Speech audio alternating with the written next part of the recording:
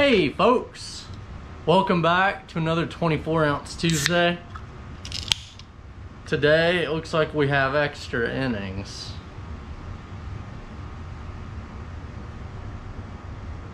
$25 ounces.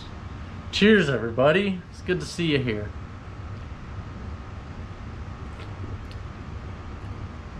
Superior light beer.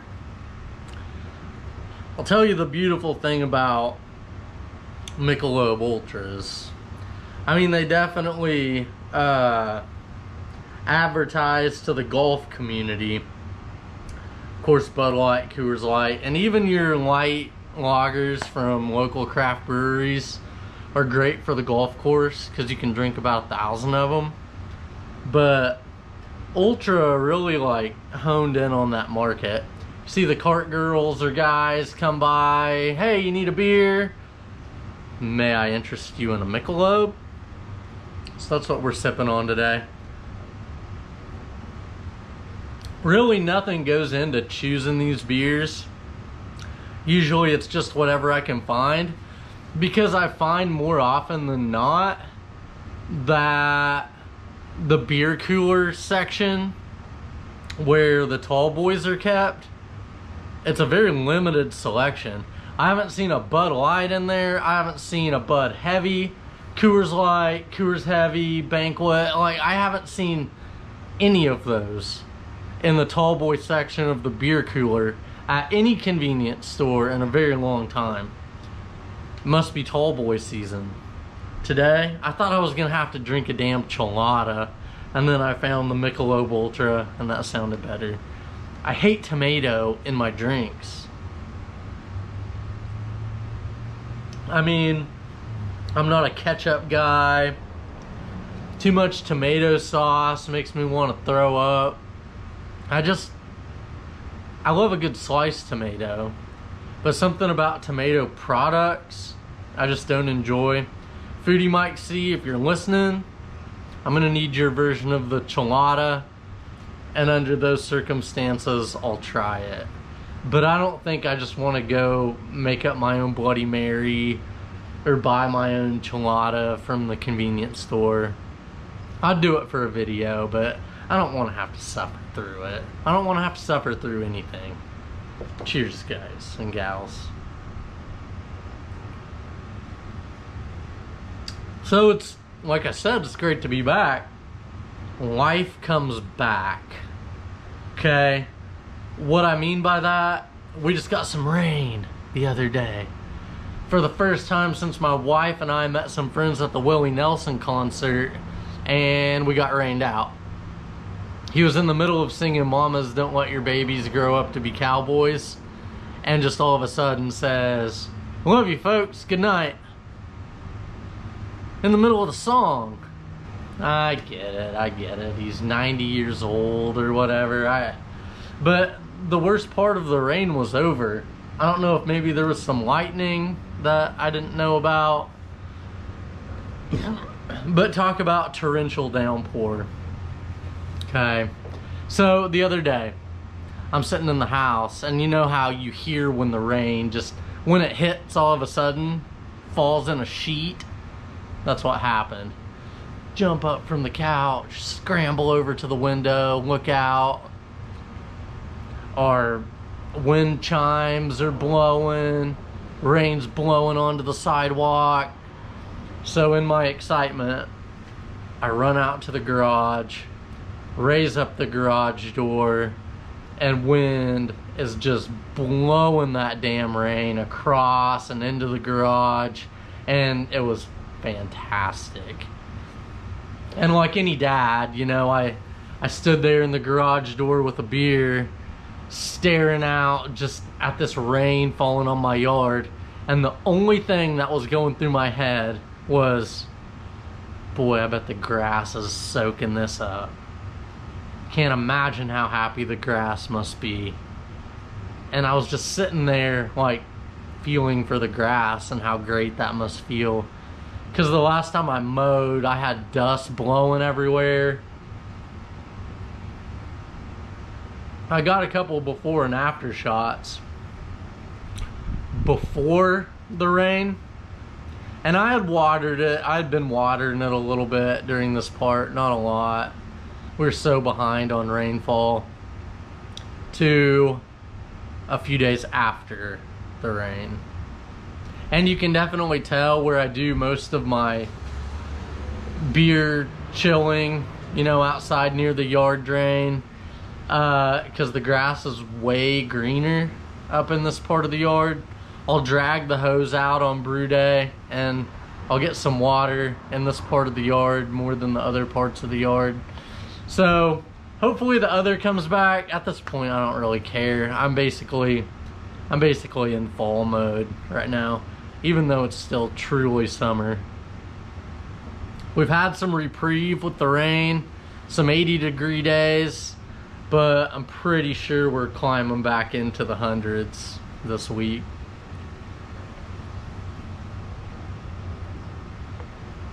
Life comes back.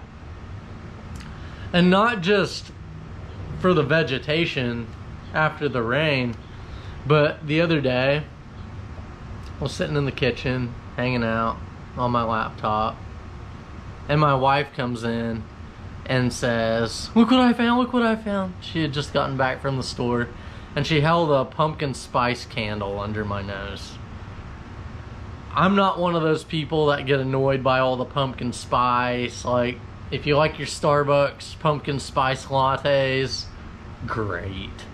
Because those smells and that time of year, just nothing beats the fall after a long hot summer. So she held that pumpkin spice candle under my nose and damn near brought a tear to my eye. It's like with the turning of every season, I find a part of myself that I thought was gone forever. After a long hot summer, smelling those fall smells again gives me chills just thinking about it. I can't imagine when there's a cool breeze blowing through here and I got a long sleeve shirt on, drinking an Oktoberfest, going in, curling up with a good book. There's watching football. There's just a bunch of things that, like, in the midst of like a string of 1,000-degree days, it's just hard to imagine that reality. And the same goes with the spring. After a long cold winter, when the spring comes around, it's like I found myself again. So the seasons of life, I mean, kind of reflect that in a way, I guess. Another thing I was talking to a buddy about on the phone the other day is just how we get in ruts. I think I get in ruts, and I make the terrible mistake of thinking that the time that I'm in is gonna last forever. And I think that's the basis of any good rut that we get in, is thinking there's no way out of this one. But then you look back from a span of 10 years time or something, and 5 years time, 2 years time, and say, what the hell? I thought that was gonna last? So, I don't know. I think the seasons remind us, if we're paying attention, that nothing is forever. Parts of ourselves come back around. We rediscover ourselves. We're constantly rediscovering ourselves. And things we thought we'd lost, and things we thought would never feel again. And the seasons are the most stark reminder of that. And that's why I just love creeping up on a time when the seasons are about to turn. Any season. Cheers, everybody.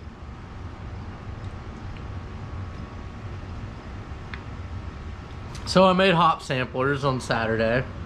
Hope you all checked out that video. Hope you got something out of it, or at least enjoyed it. I like my videos to be hangout sessions. I mean, I like to think you can click on any of my videos, and even if it's about a technical subject, it's still gonna feel like we're just hanging out here brewing beer. That's why I started the channel. That's why I continue to run the channel. I couldn't just keep it completely technical. I don't ever want to make how-to videos. Hopefully you can pick up tips or learn a thing or two here and there, or teach me a thing or two here and there.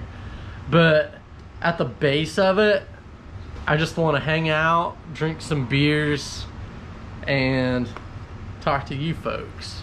So the hop sampler video, I made up 3 little DME beers. I'm hoping just to be able to sample 3 separate hops that have been isolated. Okay, so I'm not drinking a beer with more than 1 hop in it and trying to pick out what I'm tasting. 1 beer, 1 hop. Another beer, another hop. Same for the third. So I really can compare them side by side and say, ooh, this hop would be good for this. I don't like this one at all. Maybe the El Dorado, maybe I could use that as a good bittering hop. Maybe it'll give me some ideas. So that's why I did the hop samplers. This coming Saturday, I plan to do a keg cleaning video, mostly because it's time to clean this damn keg. It came in the mail a couple weeks ago. I already got some spider webs on it, which reminds me that I really need to get this place spotless, and I'm going to come back to that here in a second, and I'll do that before my next brew day. But I'm going to do a keg cleaning video and a kegging video because it's time to put the Not Dales Pale Ale into the keg. Okay, so I'm going to do a video where I take this thing apart, and it's going to be for beginners, you know, or for people who haven't kegged before. But again, come hang out because we're going to be drinking beers. We're going to be talking about beer and appreciating beer and just having a good time while we do some cleaning, okay? So I'll take it apart, kind of show you how the parts fit together, show you how I clean a keg, and then we'll keg the Not Dales Pale Ale together, which is sitting in my son's closet right now, in the bucket.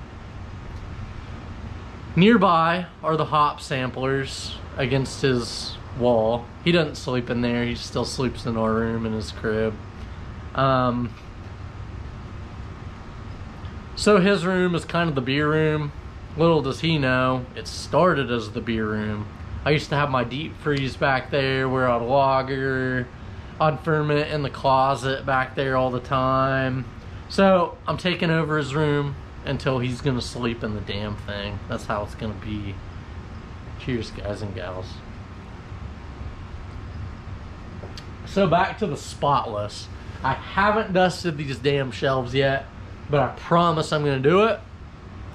I'm gonna take everything off my workbench. I'm gonna sort it. I'm gonna clean the workbench. I'm gonna bring new towels out here. Everything's coming off these damn shelves. I'm dusting it. I might take them out to the yard and spray them down with the hose and let them dry out there. And then neatly organize everything.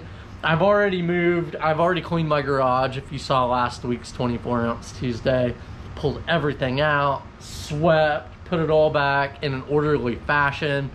I just have to do the stuff on these shelves, okay? So I've been watching Gordon Ramsay's Kitchen Nightmares. I've been binging it, actually. And he gets the maddest when restaurants aren't clean. And that's the part I can always relate to him. You know, I'm always with him on that. It's like, are you an idiot?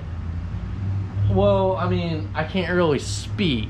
You know, I brew out here, like there's not dust out here, and all of the stuff gets cleaned and sterilized before I use it. But still, have a little pride. Clean your workspace, and I mean, I always feel better. Even if it doesn't help my beer making, even if it doesn't make my beer cleaner, my spirit is cleaner when I clean. So I'm a big believer in that. I really need to get back into that. Come out here, and one afternoon, here's what I'll do. I'll come out here one day, I'll have a few beers, and I'll just clean my workbench and the shelf, Big trash day is coming up. Got a lot of paint cans that have been under there that the last person left since we moved in. So I'm gonna be getting rid of a lot of stuff. I'm gonna be repurposing some shelving and just looking forward to the future. Life comes back. My channel died and then it came back and I'm reinvigorated. I have new purpose and my purpose has changed a little bit. So let me just talk for a second. If you watch my old videos, I haven't seen them in a long time, but I kept them on the channel because I like being able to go back and see where I came from. And it still has the beer and life and death intro. I love it. It's a relic. But since I haven't made a lot of new videos, I'm afraid that maybe my old mindset, which I don't think is much different than my new mindset, because like I said, I haven't really gone back and watched those. I know I had a lot of enthusiasm, but I think I may have been trying to get more technical than I want this channel to be. It's good to have technical knowledge. I'll always remind you to get your beer down below 90 degrees Fahrenheit to prevent bacterial growth. I'll always remind you to ferment your beers in the temperature range that your yeast suggests. There's little things I'm always going to remind you to do, but when it comes to like mash temps and like tweaking this and that, if you want that from my channel, go watch a different channel. Come here to hang out and brew some beer and watch me not worry about how it's gonna come out. And I'm always gonna come back and taste it in front of the camera and you'll see what I think about it. I'm gonna bring a professional brewer on here one of these days to try one of my home brews, and I'm gonna see what he or she says about it. Got big plans. I'm gonna start doing some beer chats, some interviewers. I got some breweries in the local area that I'm interested in going out and chatting to about certain things, chatting with about certain things, and I'll upload those. Hopefully we can gain some knowledge from them about certain things, but that's gonna be independent of the homebrew and the 24-ounce Tuesdays. I'll throw those up randomly here and there when I get one, and hopefully those are fun and we can have a beer with people who have different perspectives and bounce ideas and kind of see what they think. So future of the channel, okay, we'll do some of that. I'm definitely gonna have a pro brewer taste one of my beers that you see I didn't sweat over, because on brew day, you know, I'm just make the beer and I'm always kind of surprised how it turns out. I don't really know how it's gonna turn out, but I know it's gonna be good. So I'm gonna kind of, we'll see if they agree or if they disagree.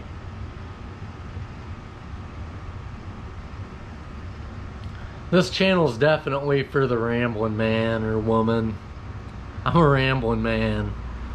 I like to ramble. Typically, you know, it's easy to assume that people don't want to hear you ramble. But my favorite people on YouTube, if they post like a 28-30 minute video, to me that seems like a long video. I have some of those. But I always wish they were like 45 minutes or an hour. There's so many people that I follow just because I like that person. And I like hanging out with that person and hearing what he or she has to say. So that's why I don't mind rambling, because I have full faith that those of you who are going to subscribe to this channel are going to do so because you enjoy hanging out and having a beer And hopefully my perspective will wear off on some of you about don't stress it, don't sweat the small stuff, okay? And it's all small stuff, right? We're just making beer. Enjoy it. I need to get back online and see if I can find more of the Pliny the Elder. I was in the Air Force. I was stationed in Northern California, and we had Pliny at the local, what the hell was that place called? What the hell was that place called? It was like a Walmart for beer. Bevco? Bevco? And you could walk in there and buy refrigerated Pliny the Elder, but I'm pretty sure you could only buy like 3 bottles at a time. Whatever the case, it was limited. You couldn't just buy as much as you wanted. I found a wine company online last year, bought a few bottles, gave a few away. I had one saved back for myself because that's the way I live my life. I'd rather have, if it's super special to me, I'd rather just have one. 2, it's like I'm drinking the first one and it's like, oh, I got another one left in the fridge. I don't have to really enjoy this. Well, if I only have one, then I'm really gonna enjoy it. Okay. My nephew came over and we were drinking beers and I said, I got a Pliny the Elder out in the fridge. And he said, what's Pliny the Elder? So we split it. Poured it in 2 glasses. The pic's on my Instagram somewhere. I don't know. But we both had a glass and, you know, maybe this much Pliny in each of our glasses. Talk about enjoying a few sips. I mean, we each had half a beer. It's bigger than your average beer. Maybe they don't put the ounces on it. It's one beer. What more do you need to know? It's a beer. 1 pint, 1.25 fluid ounces, or 510 milliliters. So just over a pint.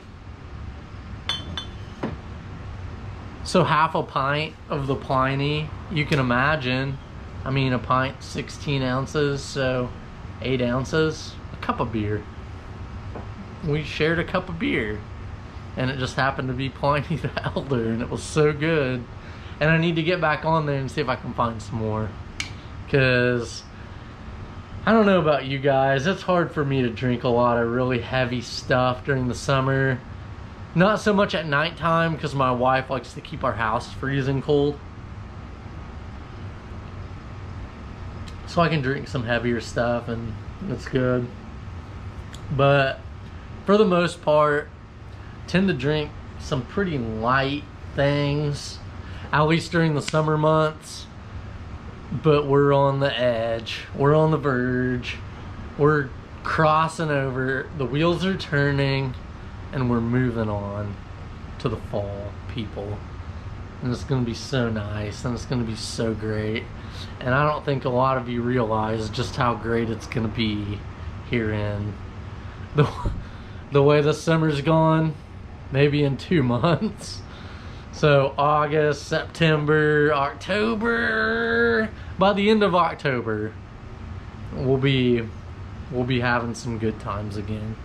Okay? I mean, I'm still having some good times, but they're about to get even better. I just have a feeling, gut feeling.